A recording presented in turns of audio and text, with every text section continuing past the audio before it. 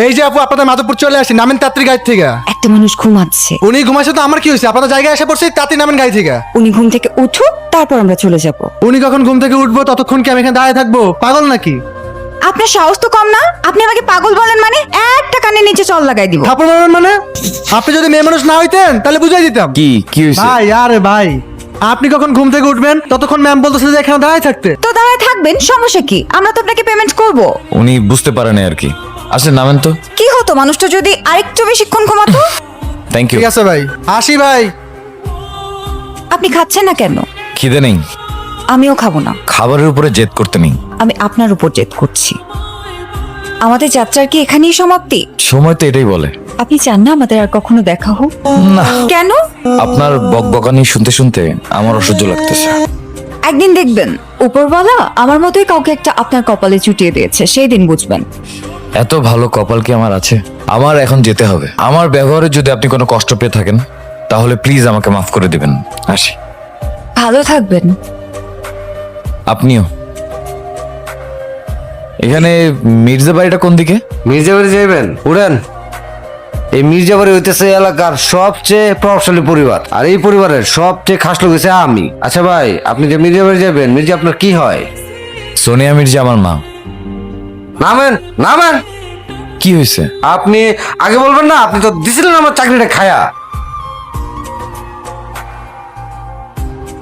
কে তুমি বাবা? মা, তুমি তোমার ছেলেকে চিনতে পারছো না? অর্ক? হ্যাঁ মা, আমি তোমার সেই পাপিষ্ঠ সন্তান যার কারণে তুমি বারবার অপমানিত হয়েছ, লাঞ্ছিত হয়েছ। তুমি আমার সাথে চলো বাবা, আমি স্কুলে নিয়ে যাব, আমার কাছে থাকবে, আমি খাওয়াই দিব, ঘুমাবো আমরা একসাথে। চলো। তোমার সাথে যাবো না, তুমি একটা খারাপ মহিলা। এত বছর পর আসলে। মা, তোমার এই হতভাগা ছেলে তোমার পায়ের নিচে একটু ঠাঁই পাওয়ার জন্য ছুটে চলে আসছে। তুমি আমাকে ফিরিয়ে দিও না মা, ফিরিয়ে দিও না। আমার ছেলেটাকে দেখি। আমাকে তুমি মাফ করে দাও মা। অবশেষে তুই এসেই গেলি। যে ভয়টা করেছিলাম আজ সেটা সত্যি হলো। কি বলছো তুমি? ও তোমার ভাই? সৎ ভাই, ও সেই সৎ ভাই যার জন্য তুমি ভুলে গেছো তোমার আর একটা সন্তান আছে যার নাম রায়ান মির্জা।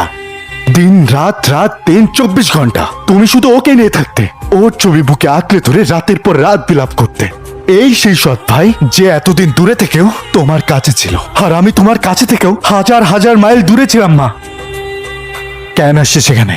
দূর থেকে তোমার মাকে নিজের করে নিয়েছিলে, এখন আসিস আমার মাকে একেবারে নিয়ে যেতে। আমি রায়ান বেঁচে থাকতে এটা কোনোদিন হতে দেব না। উনি আমার মা, আমার মায়ের ভাগ আমি কাউকে দেব না। রায়ান, ওকে আমার সামনে থেকে চলে যেতে বলো। আমি চলে যাচ্ছি। ক্ষমা ছাড়া তোমার কাছে চাওয়ার আর আমার কিছুই নেই। কিন্তু তুমি আজকে আমার জন্য আবার অপমানিত হলে আমি আসলেই ছেলে হিসেবে ব্যর্থ। আমি শুধু তোমাকে এক নজর দেখার জন্য আসছি, ব্যাস। রায়ান, আমি তোমার মাকে নিয়ে যেতে আসিনি। তোমার মা তোমার কাছেই থাকবে। হাসি মা।